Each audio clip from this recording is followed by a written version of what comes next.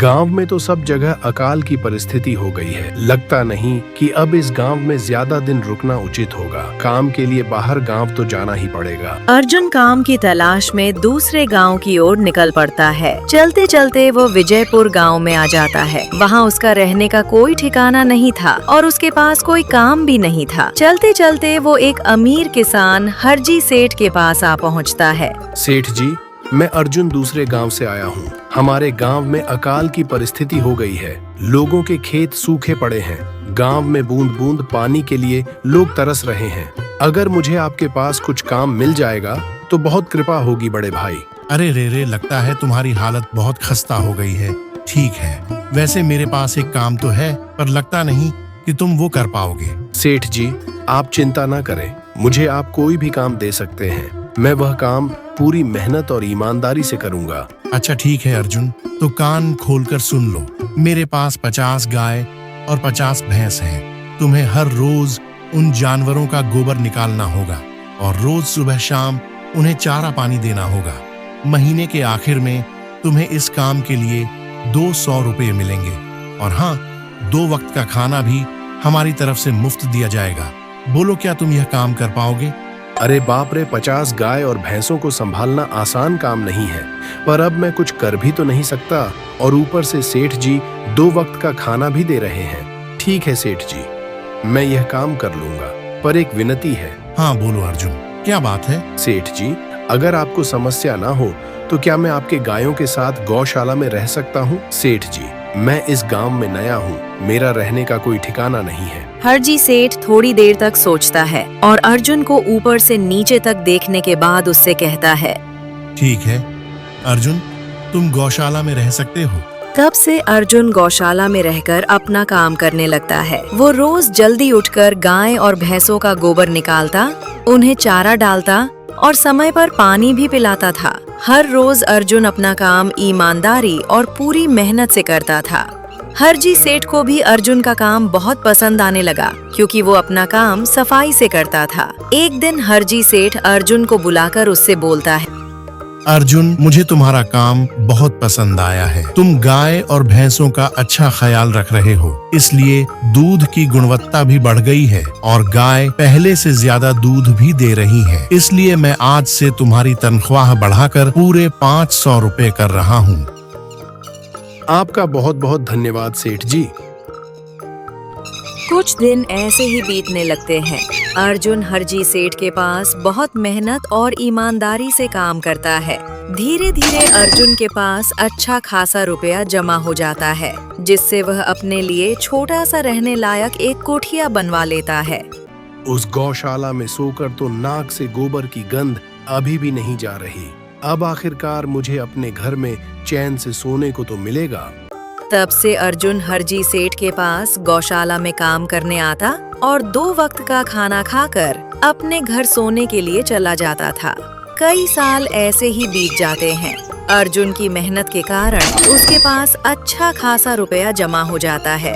एक दिन अर्जुन हरजी सेठ से बोलता है, सेठ जी, आजकल गांव में चोरी की समस्या बहुत बढ़ गई है और मेरे पास कुछ रुपए भी जमा है जो मैंने अपने घर में रखे हुए हैं, पर मुझे उन पैसों की चोरी की चिंता हो रही है। आपको तो पता है कि मैं दिन भर आपके पास ही काम करता हूँ और सिर्फ रात में ही घर सोने जाता हूँ, इसलिए मुझे रोज उन पैसों की चोरी की चिंता सताती है। हाँ अर्जुन, तुम बात तो बिल्कुल सही कह रहे हो। आए दिन गांव में नए नए चोरी के किस्से सामने आ रहे हैं और दिन भर तो तुम्हारा घर खाली ही रहता है, तो चोरी होने की संभावना तो जरूर है। हरजी सेठ थोड़ी देर सोचता है और फिर अर्जुन से कहता है, देखो अर्जुन, ऐसे समय में तो गांव में एक ही जगह है जहां पर तुम्हारा धन सुरक्षित रह सकता है और वो है जमींदार का घर। क्या जमींदार का घर? हाँ अर्जुन, इस गांव के जमींदार बहुत ईमानदार और दयालु हैं। ऐसा मैंने कुछ लोगों से सुना है और उनके घर पर बहुत सारे पहरेदार भी हैं, तो चोरी होने की संभावना बहुत कम है। तुम अपने पैसे उनके पास रख सकते हो। अच्छा, ऐसा है क्या सेठ जी? ठीक है, फिर आज ही मैं जमींदार जी से मिलकर बात करता हूँ और उन्हें अपनी समस्या बताता हूँ। उस दिन अर्जुन जमींदार जी के घर उनसे बात करने जाता है। ए रुको, कहाँ अंदर आए जा रहे हो? वहीं रुक जाओ।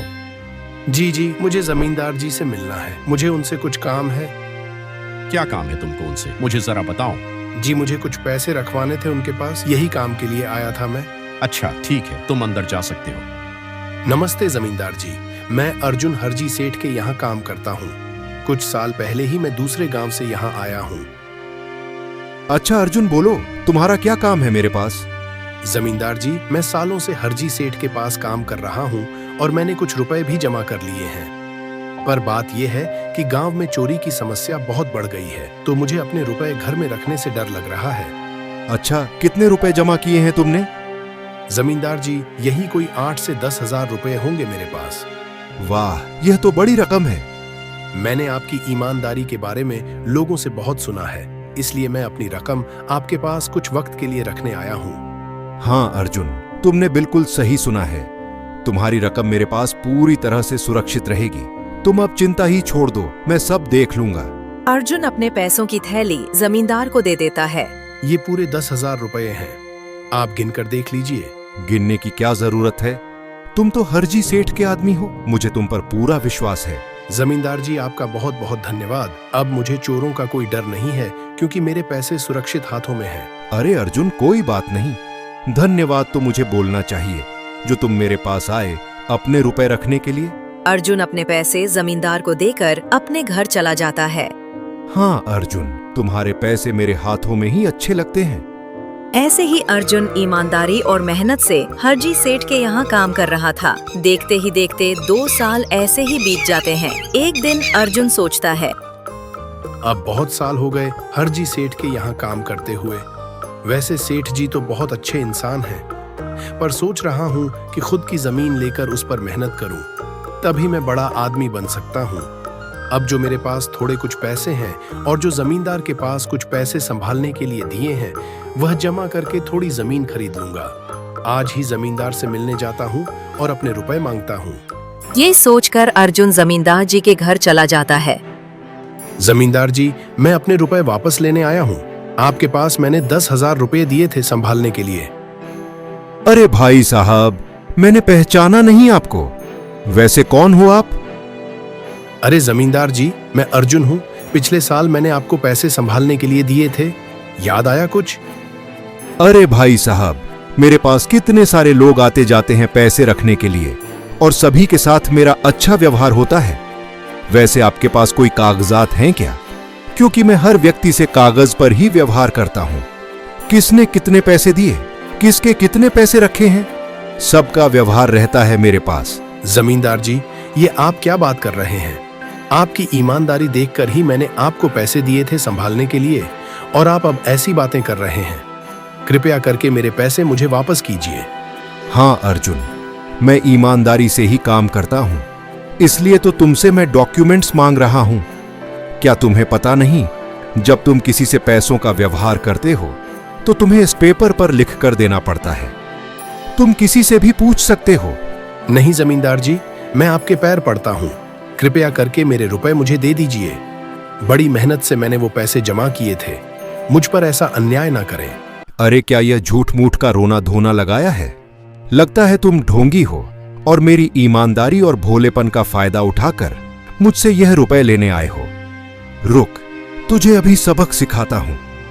जमींदार अपने आदमियों को बुलाकर अर्जुन की पिटाई करने को कहता है।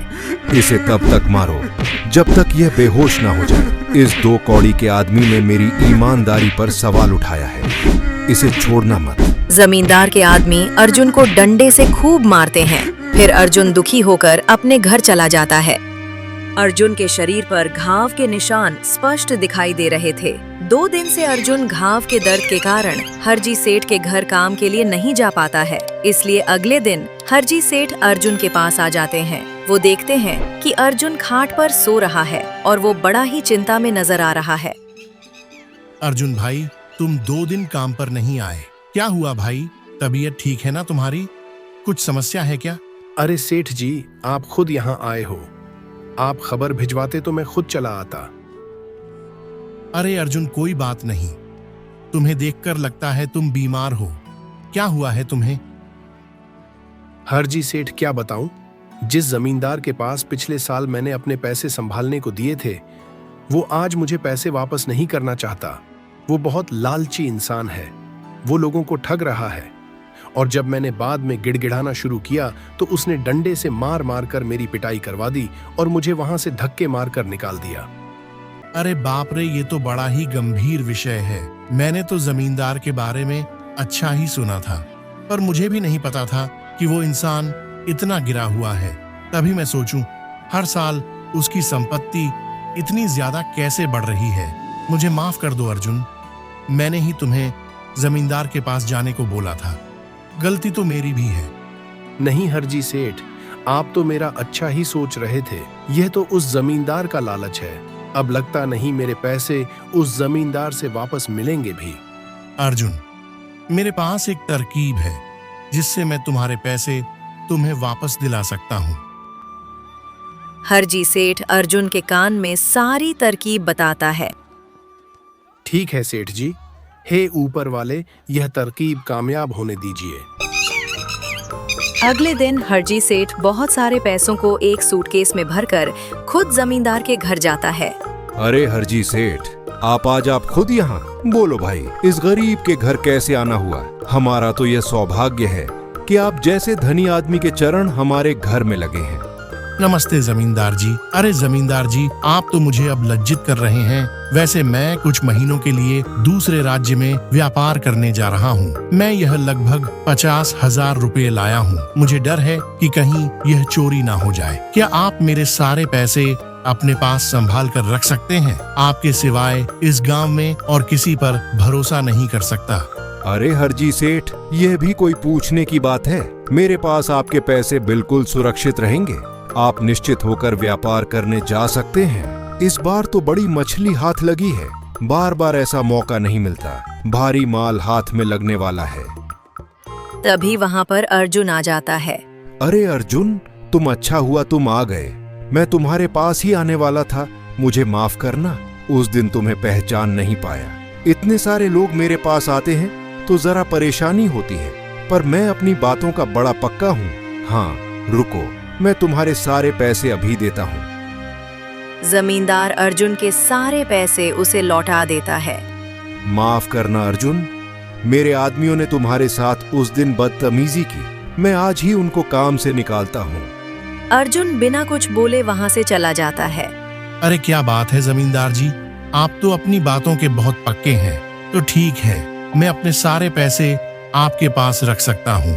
हरजी सेठ इतना बोल ही रहा था कि तभी वहाँ हरजी सेठ का नौकर आ जाता है। मालिक, अब आपको बाहर के राज्य में जाने की कोई जरूरत नहीं है। अभी अभी व्यापारियों का संदेश आया है और उसने कहा कि वह खुद हमारे गांव आ रहे हैं। अरे यह तो बहुत बढ़िया बात हुई। अब मुझे इतनी दूर नहीं जाना पड़ेगा। सुन रहे हो जमींदार जी, व्यापारी यहाँ आ रहे हैं।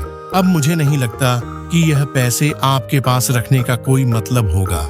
चलो, आपका बहुत बहुत धन्यवाद। आपने इतनी ईमानदारी दिखाई मुझे। हाँ, पर अगली बार जरूर आपके पास ही आऊंगा। ऐसा बोलकर हरजी सेठ और उसका नौकर वहाँ से अपने पैसे लेकर चले जाते हैं।